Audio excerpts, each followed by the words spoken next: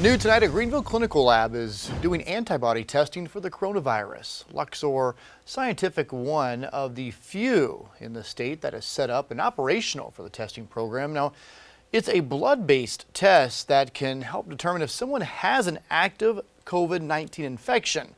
It can also see if someone has previously been infected and may not have shown any symptoms, because that is a possibility now. But so far, DHEC says they aren't using antibody testing, saying it's just too unreliable. Fox Carolina's Kayla Conboy, though, live tonight. So, Kayla, what else did you learn about this testing today? I learned that there are very strict policies in place about where and how people can test for this virus. They have to have a protective hood and protective gear in order to test safely.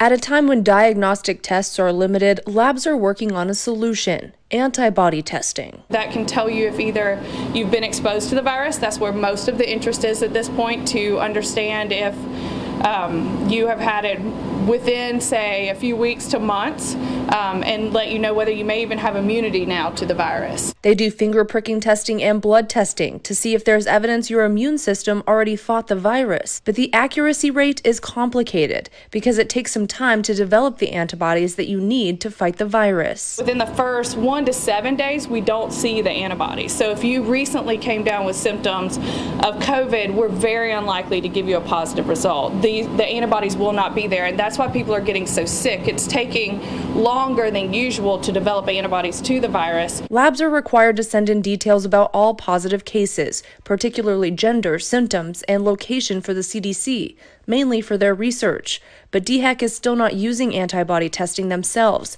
saying there are often false positives. That period between being exposed to the illness and the test being able to accurately detect is anywhere between 7 and 10 days for most tests. And there are also, in many of the tests, significant false positives. Even though the CDC and DHEC aren't using antibody tests to determine if someone is ill with the virus, scientists say the information is still valuable. Those are good for community studies where there is an effort to determine the number of people potentially who have been exposed.